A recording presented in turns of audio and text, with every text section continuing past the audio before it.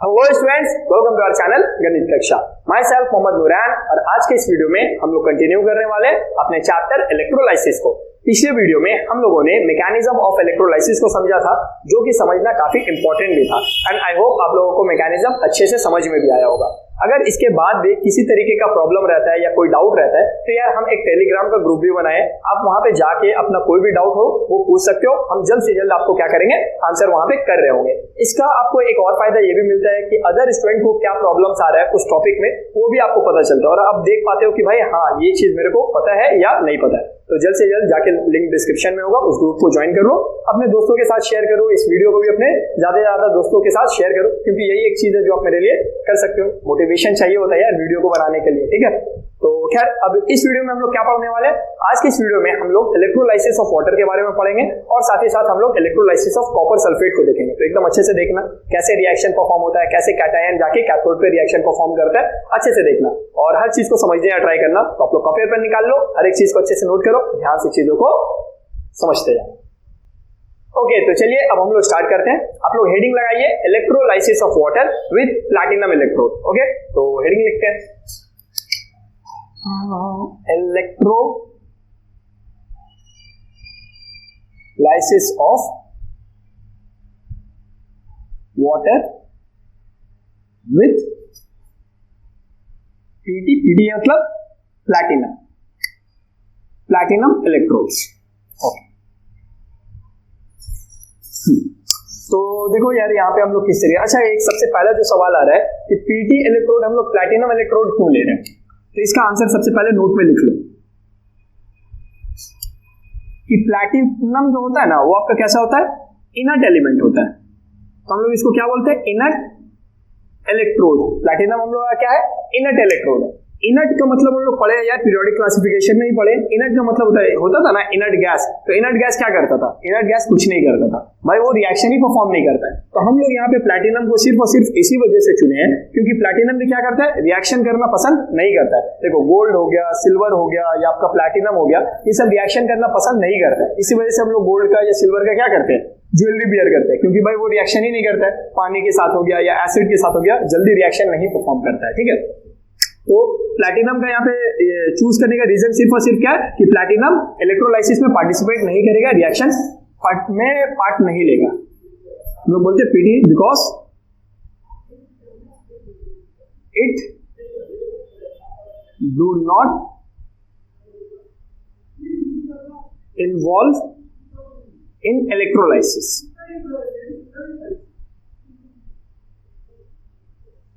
Okay, तो ये सबसे।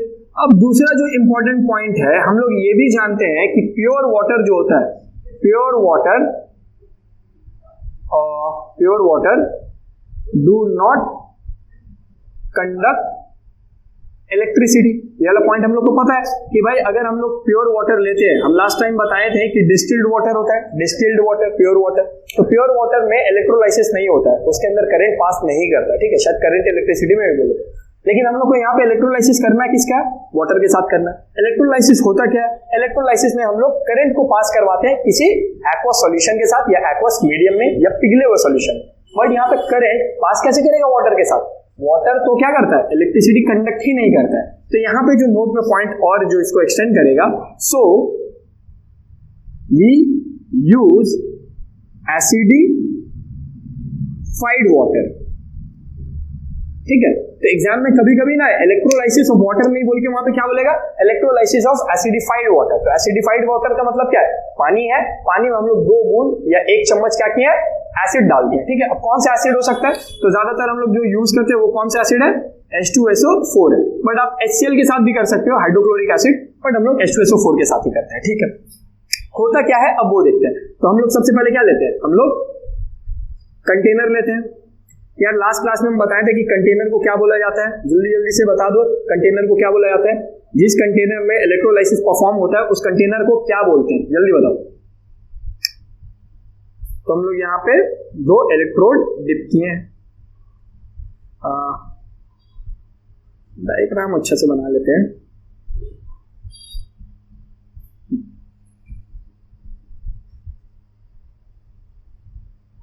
ठीक है, और इसके साथ यहां से निकला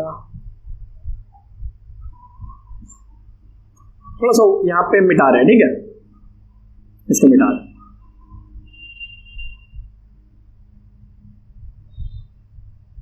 तो हम लोग का सेटअप तो रेडी है भाई। हम लोग के पास दो इलेक्ट्रोड्स हम लोग ले लिए हैं और ये किससे कनेक्टेड है, बैटरी के साथ कनेक्टेड है। अच्छा, यहाँ पे जो बैटरी करंट सप्लाई कर रहा है वो कौन सा करंट सप्लाई कर रहा है, जल्दी से बोल दे भाई। करंट कौन सा यूज कर सकते हैं, डीसी करंट। डीसी करंट के अलावा इलेक्ट्रोलाइसिस में और कोई करंट इस्तेमाल नहीं होता है, ठीक है। ओके, यहाँ पे जो हम लोग के पास इलेक्ट्रोड है ये क्या है, पीटी इलेक्ट्रोड है। यहाँ पे हम सिर्फ एक जगह लिख दे रहे हैं पीटी इलेक्ट्रोड। आई होप यहाँ तक दिख रहा हो, ठीक है। तो पीटी इलेक्ट्रोड,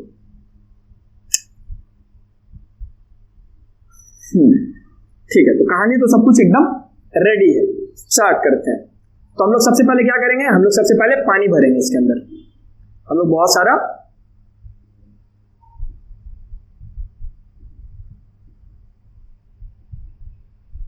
पानी भर देंगे, ठीक है। पानी हम लोग को पता है कि यार इलेक्ट्रोलाइसिस नहीं करेगा, तो हम लोग साथ में क्या डालेंगे, H2SO4 डालेंगे। तो यहाँ पे हम लोग क्या क्या डाले हैं, हम लोग पानी डाले हैं और पानी के साथ साथ क्या डाले हैं, H2SO4 डाले हैं, ठीक है।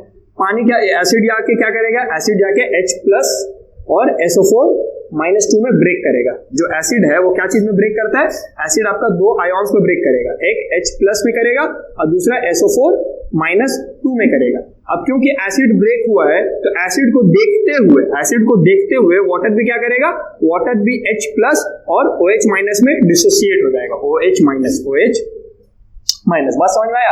तो जैसे हम लोग यहाँ पे क्या डालेंगे, एसिड डालेंगे, तो एसिड से इलेक्ट्रोलाइसिस शुरू होगा, करंट देंगे तो एसिड से शुरू होगा, H+ और SO4-2 में टूटेगा। लेकिन जब ये टूटेगा तो वाटर वहां पे देखेगा कि यार H+ तो प्रोड्यूस हो गया, यानी मेरे पास भी क्या है, मौका है, और वो इस मौके का फायदा उठाएगा और साथ ही साथ H2O किसमें ब्रेक करेगा, H+ और OH- में, ठीक है।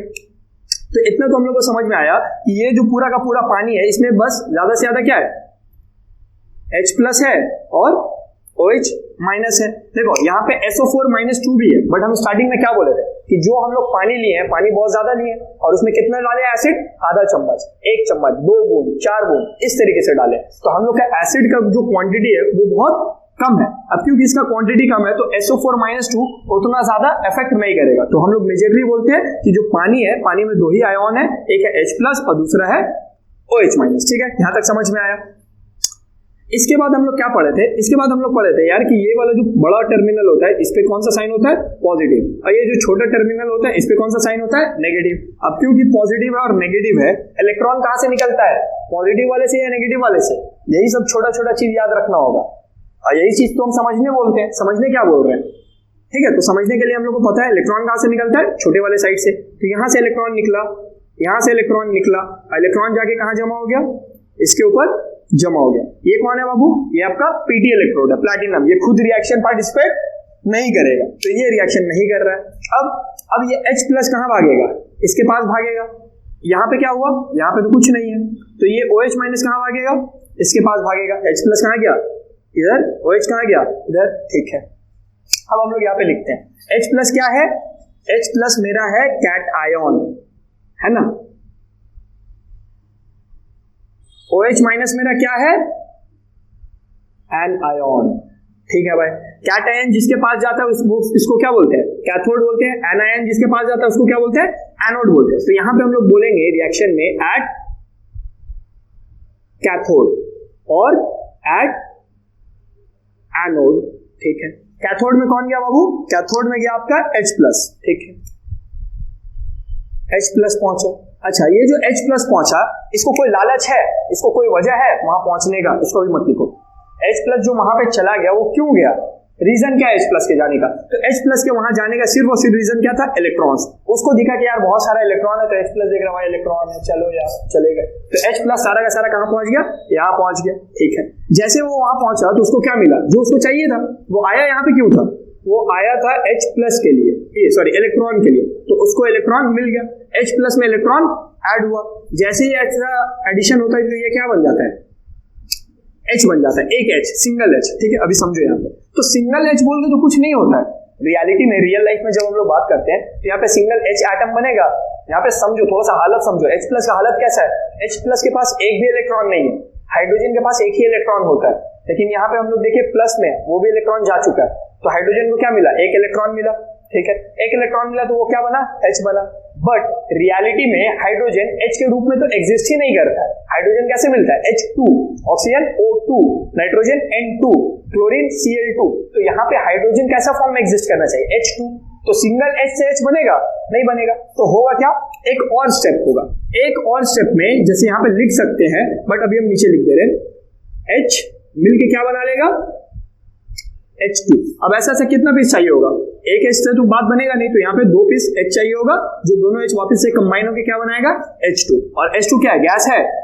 तो ये गैस है तो कहाँ जाएगा? आसमान में चला जाएगा। तो ये पहला रिएक्शन हुआ और ये दूसरा हुआ। ठीक है, आप ये दोनों याद कर सकते हो, या तो आप डायरेक्टली सिर्फ इसको याद कर सकते हो। आपको अगर इतना याद नहीं करना है तो आप इसको सिंप्लीफाई करके ऐसे भी लिख सकते हो। ठीक है, एग्जाम में H प्लस इलेक्ट्रॉन लिया और क्या बन गया? सॉरी, क्या बन गया? H2 बन गया। लेकिन आपको रिएक्शन में क्या करना होगा? बैलेंस करना होगा। तो एक H से तो काम चलेगा नहीं, यहाँ पे आपको क्या देना होगा? 2H plus. अब 2H दिए हो तो एक H को एक इलेक्ट्रॉन, लेकिन 2H को यहाँ पे 2 इलेक्ट्रॉन। तो आपको ये वाला रिएक्शन जो ऐसे हम लिखे हैं, ऐसे नहीं लिख के फिर आप इसको ऐसे भी लिख सकते हो। 2H प्लस, उसमें 2 इलेक्ट्रॉन ऐड किए, वो क्या बन गया? H2 बन गया। बात समझ में आया? आइदर ये वाला दोनों लिखो या तो ये वाला रिएक्शन लिखो। ठीक है, ओके। ये किस पे हुआ? कैथोड पे हुआ। हम लोग पढ़े थे लास्ट क्लास में एक वर्ड, लोन। लोन से लेफ्ट, ऑक्सीडेशन नेगेटिव, और क्या हम लोग पढ़े थे? Anode, LOAN। ठीक है, तो यहाँ पे ये तो लेफ्ट वाला नहीं है ना, लेफ्ट वाला तो इधर है, लेफ्ट राइट। तो ये राइट है, तो राइट पे ऑक्सीडेशन होता है या रिडक्शन होता है? ऑक्सीडेशन या रिडक्शन? याद कर भाई, याद कर। तो यहाँ पे क्या होगा? रिडक्शन। रिडक्शन का मतलब क्या होता है? रिडक्शन का मतलब होता है एडिशन ऑफ इलेक्ट्रॉन्स। तो यहाँ पे देखो ना, इलेक्ट्रॉन ऐड हुआ तो एडिशन ऑफ इलेक्ट्रॉन, इसलिए इसको क्या बोल रहे हैं? रिडक्शन बोल रहे हैं। तो समझ में आया किस तरीके से हाइड्रोजन यहाँ पे फॉर्म हो रहा है? ओके, तो ये तो कहानी किसका था? कैथोड का। अब हम लोग बढ़ते हैं एट एनोड। एनोड पे क्या हो रहा है? एनोड पे OH जा रहा है। ठीक है भाई, OH आया। अच्छा, ये OH यहाँ क्यों आया है?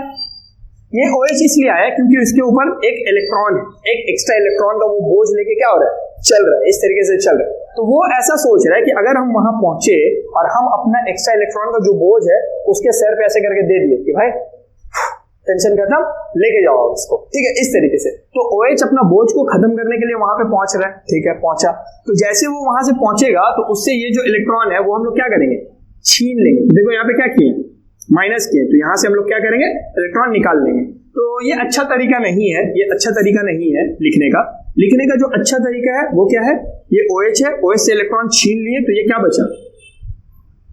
ये कुछ ऐसा बचा। ठीक है, कितने इलेक्ट्रॉन? ये एक इलेक्ट्रॉन छीने हो ना, तो बगल में लिखो ना भाई कि देखो कुछ इस तरीके का हालत है। ये OH है, OH से एक इलेक्ट्रॉन निकाल लिए, तो ये इलेक्ट्रॉन अलग, OH अलग। ये OH से OH इधर, ये वाला जो माइनस इलेक्ट्रॉन है ये यहाँ पे। अब बहुत सारा बच्चा हो सकता है कि प्लस क्यों दिए सर? अरे मेरा भाई, इस OH में एक इलेक्ट्रॉन ऐड करोगे तभी ना ऐसा बनेगा। उल्टा सोच के देखो कि भाई इस OH में एक इलेक्ट्रॉन ऐड करेंगे तो ये बनेगा। समझ में आया? तो ये इस तरीके से फॉर्म होता है। ओके, अब यार यहाँ पे OH बोल के तो कोई कंपाउंड ही नहीं होता है। रियल लाइफ में कभी सुने हो कोई कंपाउंड है OH बोल के? तो इस तरीके का कोई कंपाउंड नहीं एग्जिस्ट करता है। तो होगा क्या? होगा कुछ नहीं, चलेगा यहाँ पे एक रिएक्शन। ये बहुत सारा OH यहाँ पे फॉर्म होगा। यहाँ पे हर OH माइनस जाएगा, एक इलेक्ट्रॉन अपना देगा और क्या फॉर्म कर लेगा? OH फॉर्म कर लेगा। हर OH माइनस यहाँ जाएगा, अपना एक इलेक्ट्रॉन डोनेट करेगा और क्या बन जाएगा? OH बन जाएगा। तो जब बहुत सारा OH जमा हो जाएगा तो उनमें से बहुत सारा OH मिलकर क्या करेगा? कुछ OH वापस से क्या बना लेगा? पानी बना लेगा। और कुछ OH क्या बन जाएगा?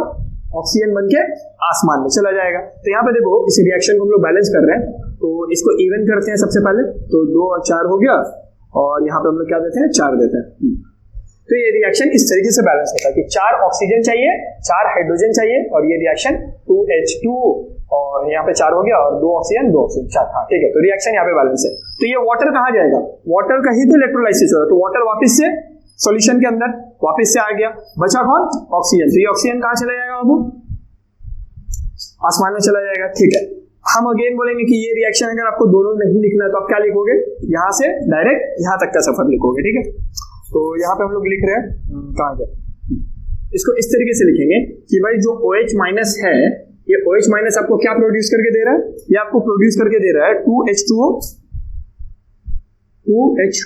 प्लस O2 और आपको इलेक्ट्रॉन भी तो फिर लिखना होगा ना यार, यहाँ पे से माइनस भी, तब ये लिखना होगा।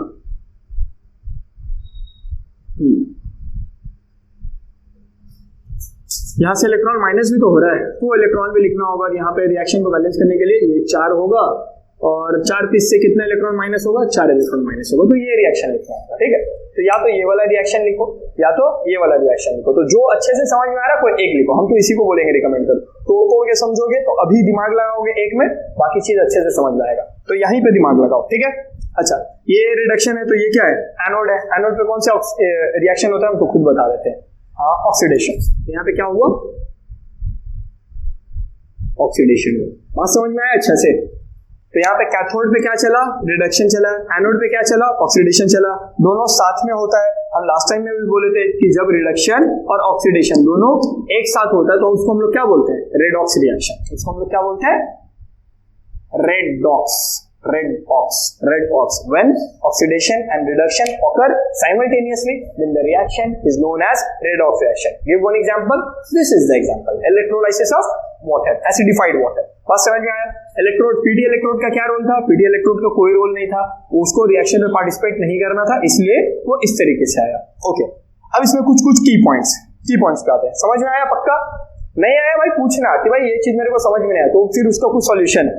अपने अंदर ही रख लोगे कि नहीं समझ में नहीं आया, ठीक है चल जाते हैं कोई बात नहीं, तब फिर प्रॉब्लम होगा। प्रॉब्लम अपना तक नहीं रखना, ठीक है। 3 लोगों से अपना बात छुपाना नहीं। पहला हो गया डॉक्टर, डॉक्टर को अपना कभी भी बीमारी छुपाया नहीं जाता है, बताओगे तभी वो इलाज कर सकेगा। दूसरा होता है लॉयर। लॉयर पे अगर तुम क्राइम किए हो, ऐसा तो करना नहीं, लेकिन अगर क्राइम किए हो तो उसको बताओगे नहीं सही से, तो आपका केस को अच्छे तरीके से जज के सामने लड़ नहीं पाएगा, ठीक है। और तीसरा होता है टीचर। यार अगर आप अपने टीचर को प्रॉब्लम नहीं बताते कि ये चीज मेरे को नहीं समझ में आ रहा, ये चीज हमको आता ही नहीं, ये मेरे को अंडरस्टैंडिंग नहीं, तो फिर वो कैसे करके समझाएगा। अब तो बोले हाँ मेरे को पता है, तो भी मान के चल अच्छा बात पता है, तो आगे बढ़ते हैं हम लोग। लेकिन अगर आप बताओगे कि भाई मेरे को ये चीज नहीं आता, तो टीचर क्या करेगा, उसको सॉल्व करने की कोशिश करे। सिर्फ हम अपना बात नहीं करें, कोई भी टीचर, हर टीचर आपको इस तरीके का बोलते हुए मिलेगा कि भाई आप पूछो हम बताएंगे, बट आप पूछोगे तब तो वो बताएगा, इसलिए पूछना सीखो, ठीक है। ओके, तो यहाँ पे की पॉइंट्स क्या क्या है। की पॉइंट्स में अगर आप पूरा रिएक्शन देखोगे तो आपको ऐसा कुछ महसूस होगा कि यहाँ जो हाइड्रोजन फॉर्म हुआ है वो आपका कितना फॉर्म हुआ है, ठीक है। हाइड्रोजन का हम लोग ये पूरा रिएक्शन को एक साथ लिखते हैं, ठीक है। जैसे आप देखो तो H2O था हम लोग के पास, और H2O का इलेक्ट्रोलाइसिस हुआ। इलेक्ट्रोलाइसिस के लिए ना हम लोग ऐसा रिएक्शन देते हैं, ठीक है, ये वाला देते हैं। तो H2O था, उसका इलेक्ट्रोलाइसिस हुआ और वहां से हमको क्या मिला, H2 मिला और O2 मिला, है ना बाबू। एक हमको H2 मिला और O2 मिला। अगर इसको हम बैलेंस करेंगे तो रिएक्शन में बैलेंस करने के लिए हमको यहाँ पे क्या देना होगा, एक यहाँ पे 2 देना होगा और एक यहाँ पे 2 देना होगा। देखो तो रिएक्शन बैलेंस हुआ, 4 हाइड्रोजन 2 ऑक्सीजन 2 ऑक्सीजन। अब इस रिएक्शन को अगर अच्छे से समझ गए हम लोग, तो हम लोग को ये चीज समझ में आ गया होगा कि भाई अगर हम लोग वाटर का इलेक्ट्रोलाइसिस करते हैं तो जो हाइड्रोजन प्रोड्यूस होता है वो कितना होता है, 2 होता है, और ऑक्सीजन जो प्रोड्यूस होता है वो कितना होता है, कुछ नहीं यानी 1, कुछ नहीं यानी 1। तो इस तरीके से नोट में एक पॉइंट लिखने के लिए आ गया कि जो वॉल्यूम होता है, volume of H2 and O2 in electrolysis, जब हम लोग इलेक्ट्रोलाइसिस परफॉर्म कर देंगे तो उस इलेक्ट्रोलाइसिस को परफॉर्म करने के बाद H2 और O2 का वॉल्यूम कितना है, रेशियो कितना आएगा बाबू, रेशियो पूछे ना, ratio of volume, ratio of volume of H2 and O2 in electrolysis, it is 2:1।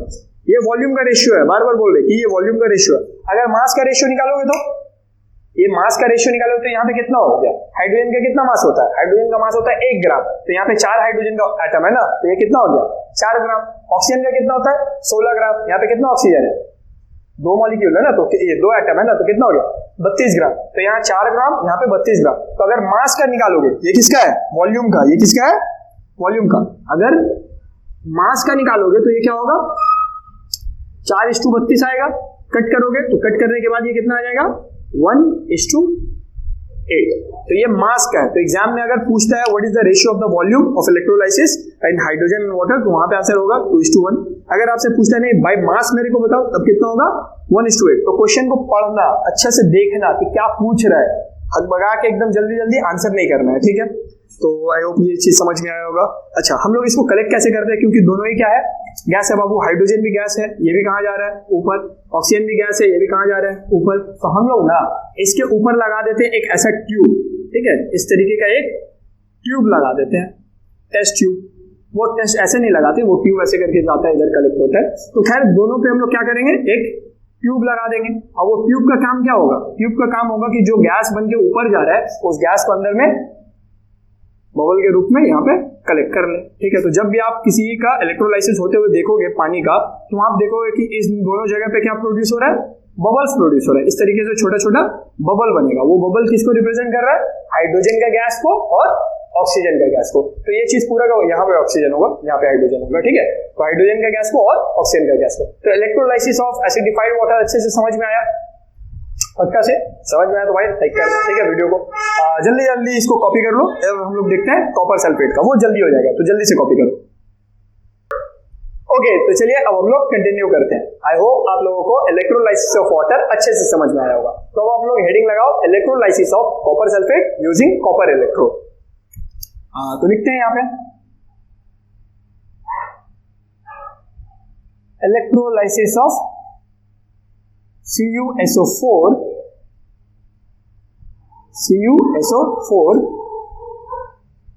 Using Cu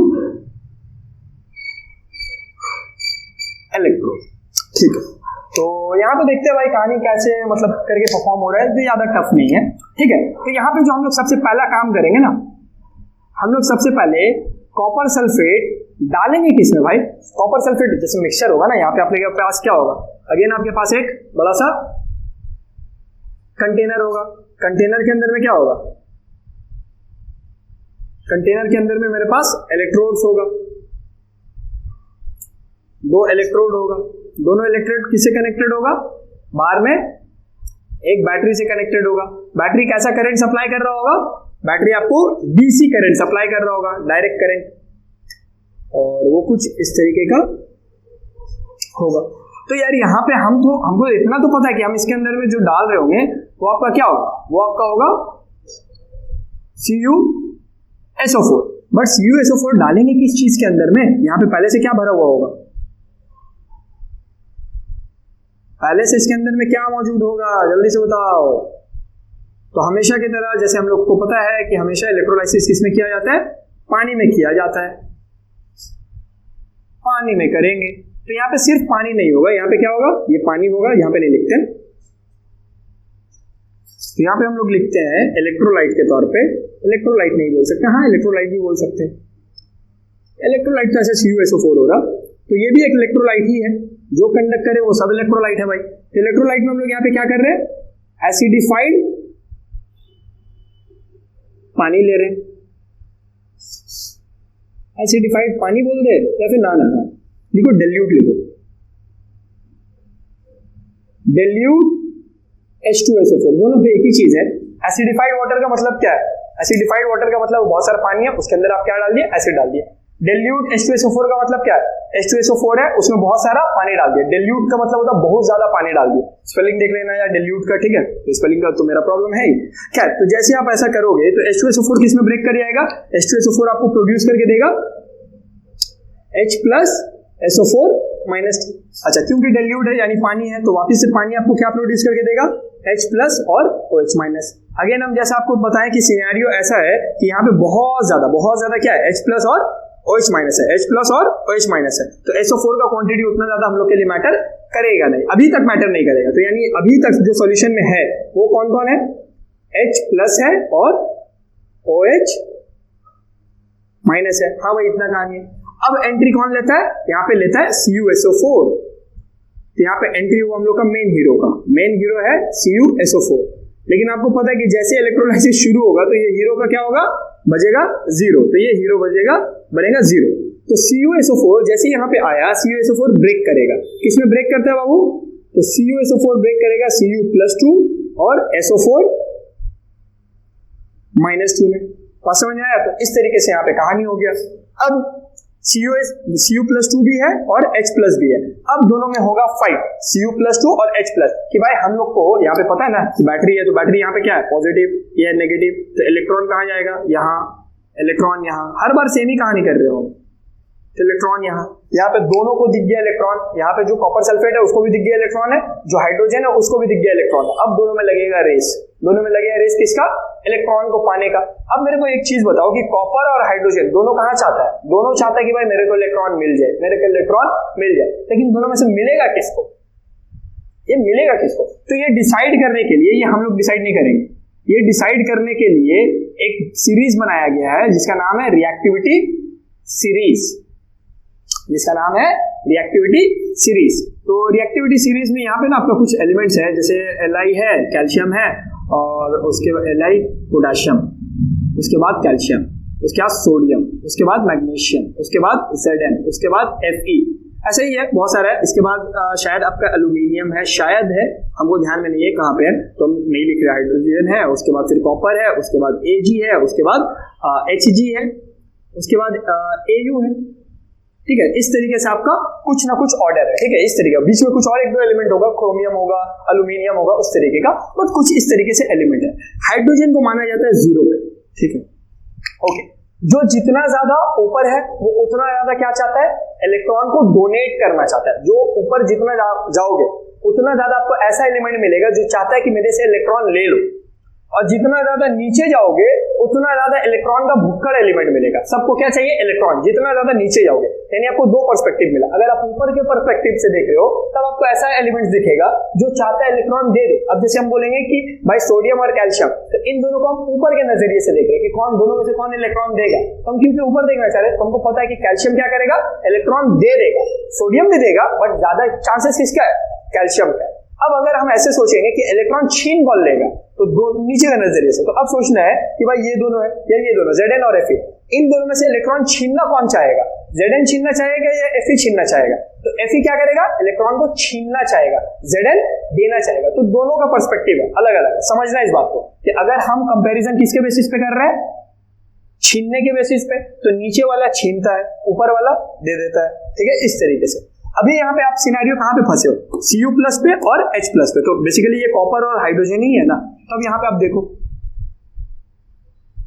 ठीक है, तो यहाँ पे अभी हम लोग को ना इलेक्ट्रॉन बट रहा है, तो इलेक्ट्रॉन हासिल करना है, इलेक्ट्रॉन लेना है, छीनना नहीं है, हाँ छीनना बोल सकते हो कि इलेक्ट्रॉन लेना है। तो लेने वाला कौन है? छीनना है ना भाई, यहाँ पे इलेक्ट्रॉन है, यहाँ से जाके छीन लेना। तो इलेक्ट्रॉन छीनने वाला कौन है? तो हम नीचे के पर्सपेक्टिव से सोचेंगे तो हमको समझ में आएगा कि कॉपर क्या है? ज्यादा चांसेस है इलेक्ट्रॉन ले लेने का, ठीक है। तो ऐसे करके होता है कि जो जैसे जैसे हम लोग नीचे जा रहे हैं तो क्या होता है? रिड्यूसिंग है ना, रिड्यूसिंग पावर बढ़ता है। जैसे जैसे हम लोग नीचे जा रहे हैं वैसे वैसे आपका क्या होता है? रिड्यूसिंग पावर बढ़ता है, यानी रिडक्शन ज्यादा चांसेस है कि उसका होगा। और जैसे जैसे हम लोग ऊपर जाते हैं, जैसे जैसे हम लोग ऊपर जाते हैं तो इसका क्या होता है? ऑक्सीडाइजिंग पावर बढ़ता है। तो खैर ये वाला चीज का ज्यादा टेंशन मत लो, लिखना है लिख लो।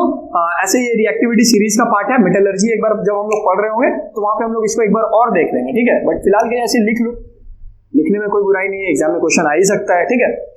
तो खैर, तो कॉपर और हाइड्रोजन दोनों में से हमको पता है कि भाई कॉपर जो है वो ज्यादा लालची है इलेक्ट्रॉन्स का। तो कॉपर क्या होगा? पहले पहुंच जाएगा, ठीक है। किसके पास पहुंचेगा? कैटायन है तो किसके पास पहुंचेगा? कैथोड के पास, ठीक है। ये कैसा इलेक्ट्रोड है यार? ये है इस बार Cu इलेक्ट्रोड। पिछली बार क्या इस्तेमाल किया था? Platinum electrode. प्लेटिनियम कैसा था? इनर्ट था। इनर्ट का मतलब रिएक्शन नहीं करना चाहता, बट यहाँ पे कॉपर रिएक्शन करना चाहेगा। खैर अभी यहाँ पे देखते हैं, तो हम लोग पहले यहाँ पे लिखते हैं एट कैथोड। जब कैथोड पे कौन पहुंचा है? Cu+2 पहुंचा।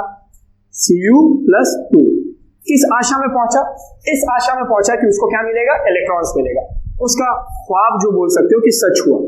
अच्छा, कितने इलेक्ट्रॉन चाहिए बाबू? उसके पास +2 चार्ज है तो 2 इलेक्ट्रॉन चाहिए होगा ना, तो हमने उसको क्या दिए? 2 इलेक्ट्रॉन दे दिए। जैसे ऐसा किए हम तो यहां से क्या बन गया? वो कॉपर बन गया। Cu+2 किसमें बन गया? कॉपर में।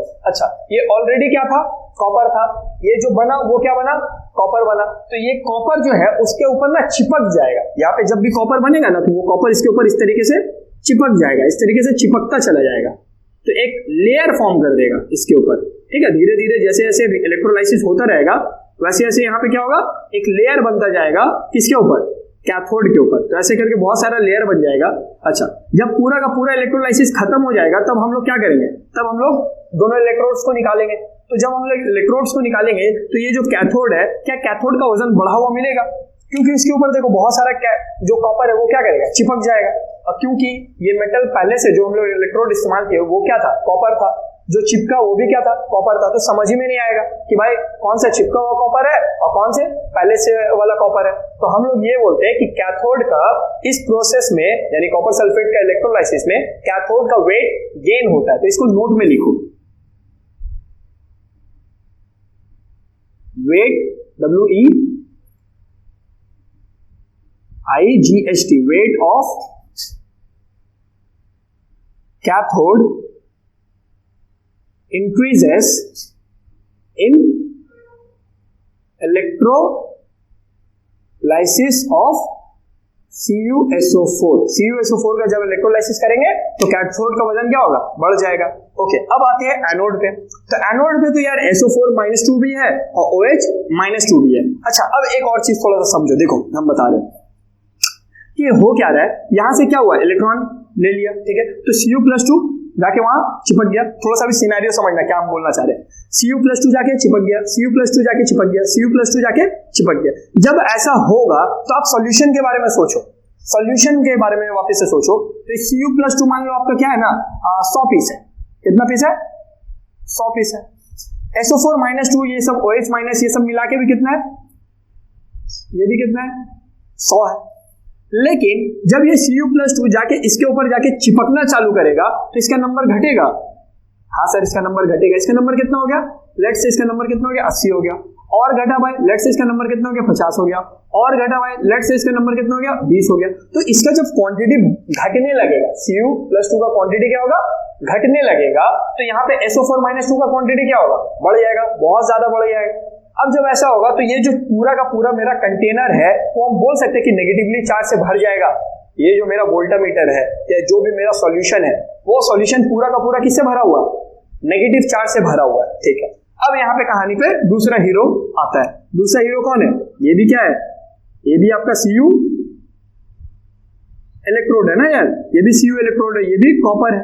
तो ये कॉपर पहले वाले के जैसा इनर्ट नहीं है, ये कॉपर इनर्ट नहीं है, ये भी रिएक्शन करना चाहता है।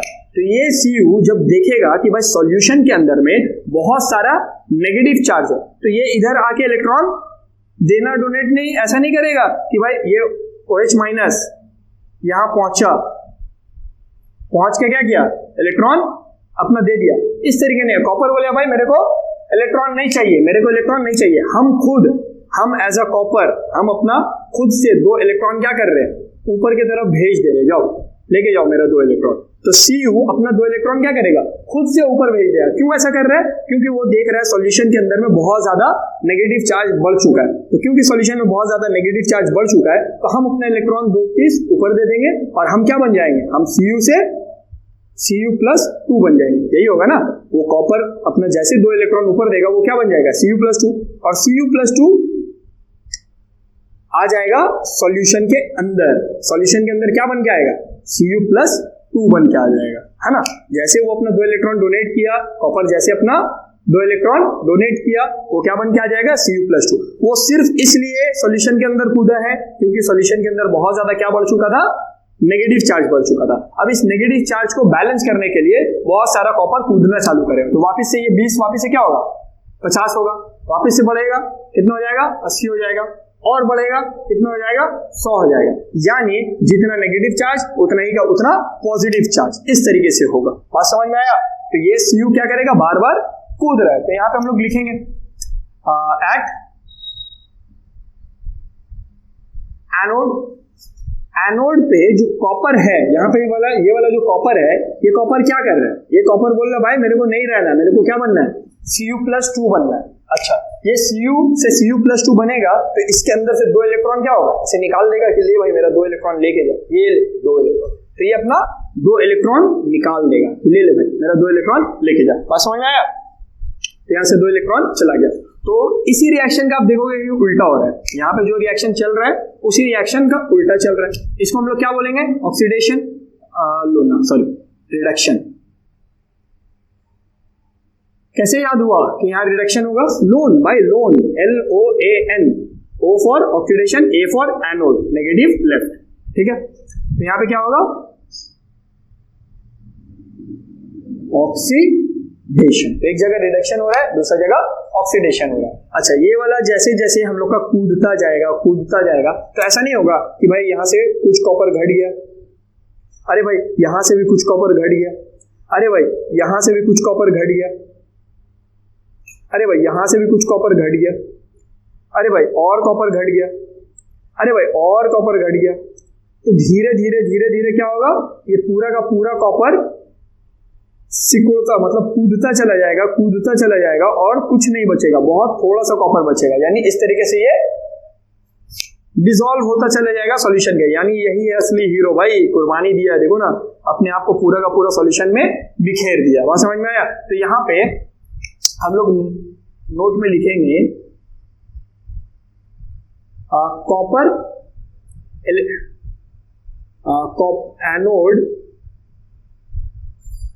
एनोड जो कि क्या है, ब्रैकेट में लिखो Cu electrode donate two electron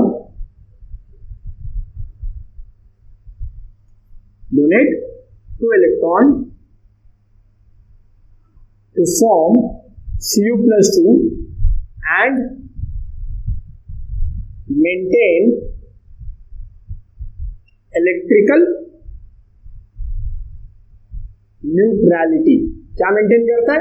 electrical neutrality. ये जो सॉल्यूशन पूरा का पूरा नेगेटिव चार्ज से भर गया था, उसमें कूद के क्या करता है, इलेक्ट्रिकल न्यूट्रलिटी को मेंटेन करने देता है। और इस तरीके से मेरा इलेक्ट्रोलाइसिस चलता रहता है। जब पूरा का पूरा इलेक्ट्रोलाइसिस हम लोग कंप्लीट कर लेंगे, तब हम लोग को देखने को मिलेगा कैथोड का वजन क्या हुआ, इंक्रीज कर गया, और at the same time anode का वजन क्या हुआ, डिक्रीज कर गया। तो इसको एक और पॉइंट बना के लिख लो।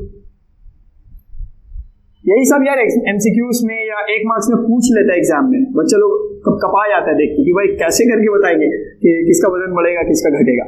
Weight of anode